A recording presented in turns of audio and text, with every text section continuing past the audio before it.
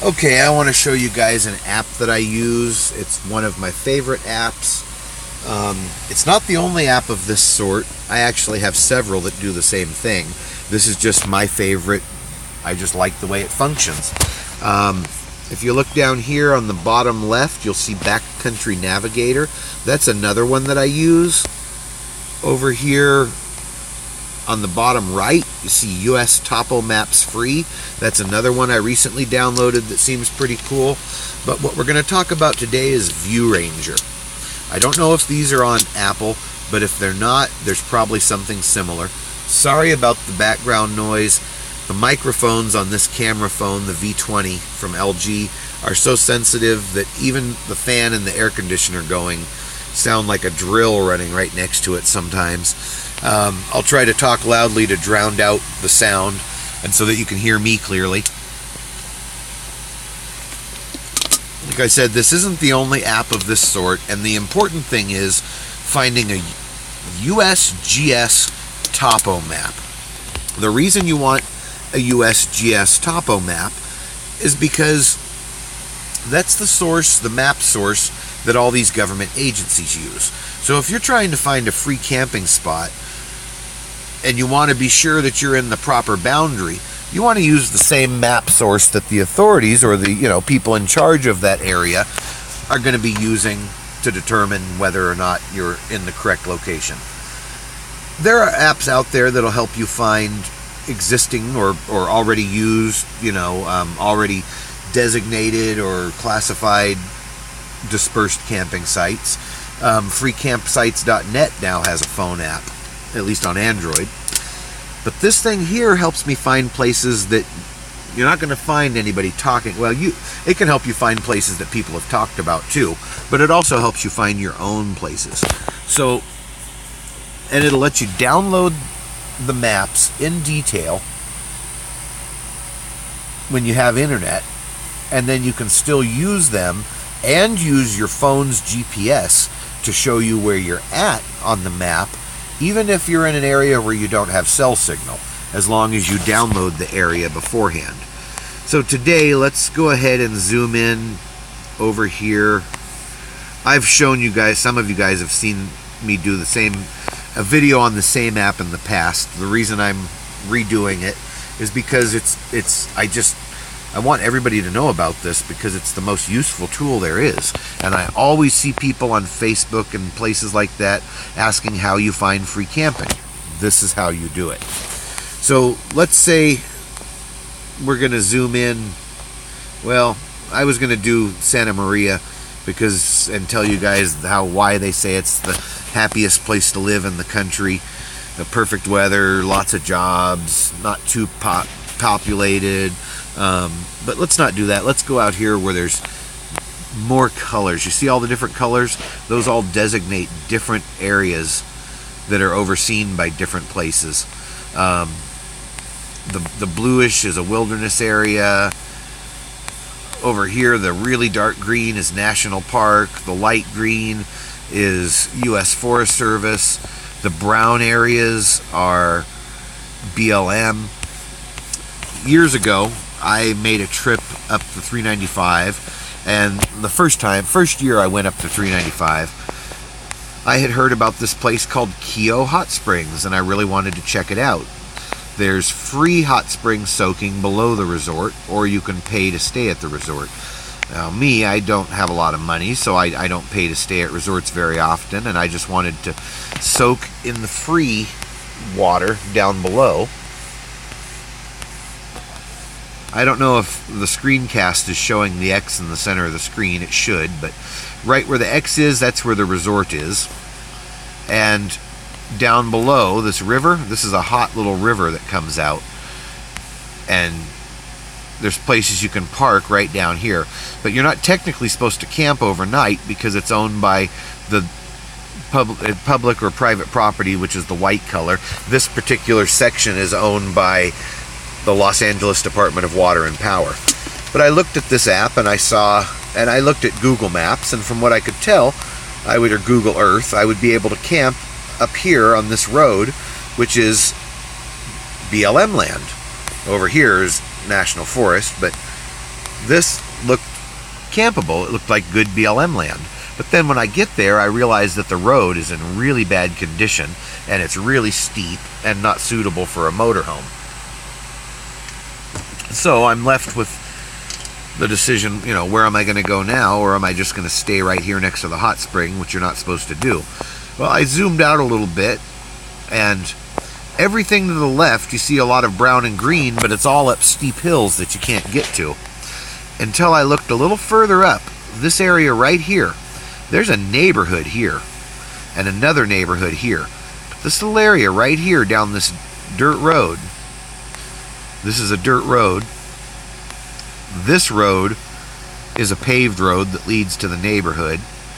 But this last little section of the dirt road here, all the pullouts on either side, fairly flat and BLM land.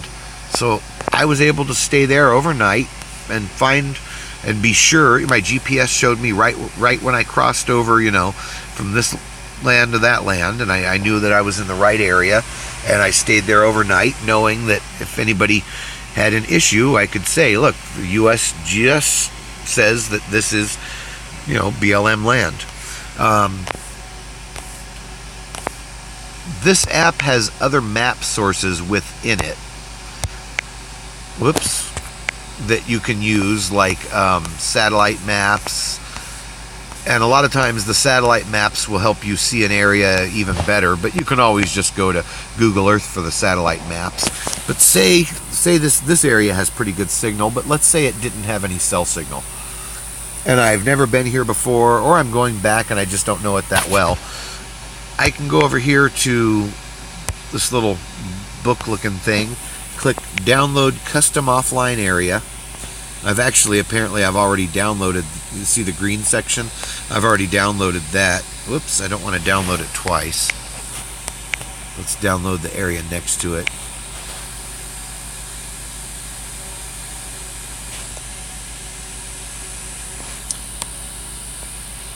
And then you click a tile, you click download, and it saves all the information for it to your phone.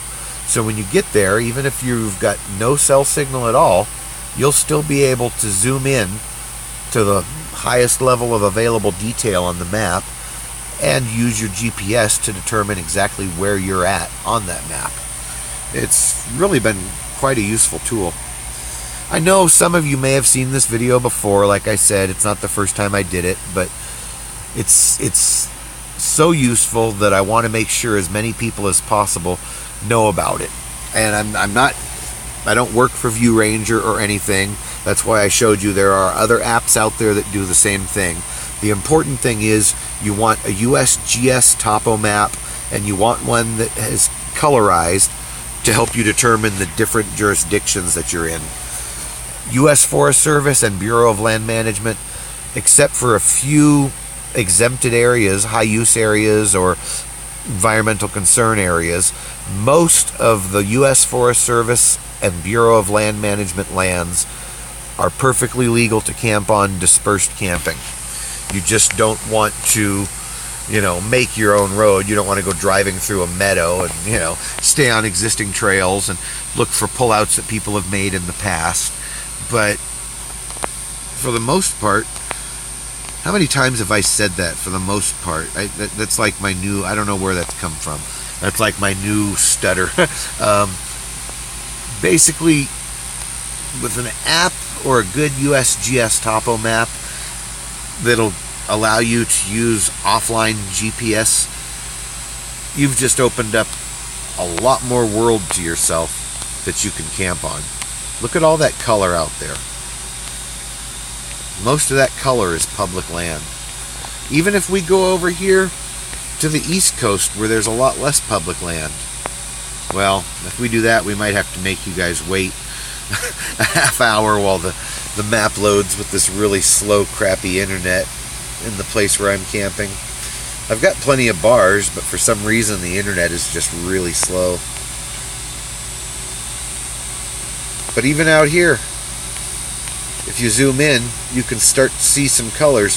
It's still loading, but pretty much anywhere in the country, these maps can help you find, even if you've only got a few places, But then again, too, when you get to an area, no matter how much you've looked up on this map or how much you've looked up on Google Earth satellite images, there are still sometimes high-use areas. For instance, Tioga Pass from Lee Vining going up into the east entrance of Yosemite.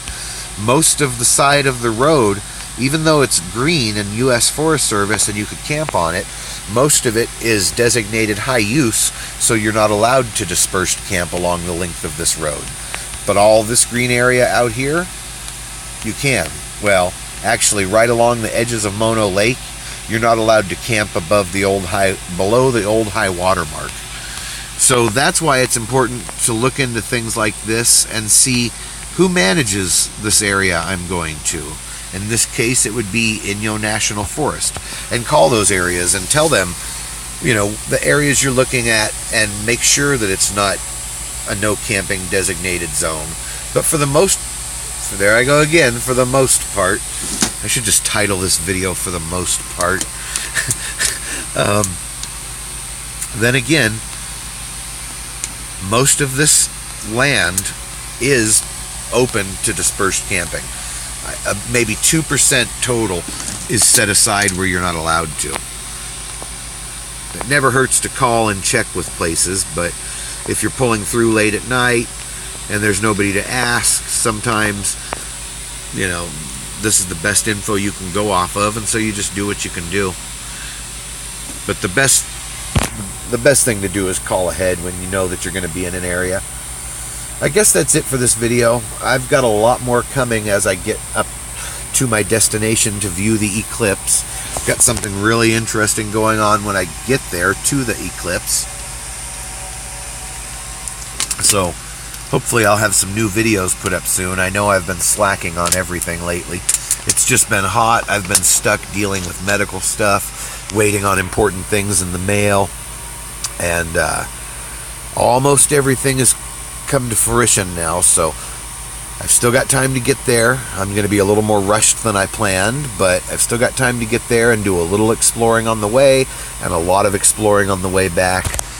Do whatever you want. Don't let anybody tell you you can't, and make sure you have the right tools. Wait a minute, where are you going?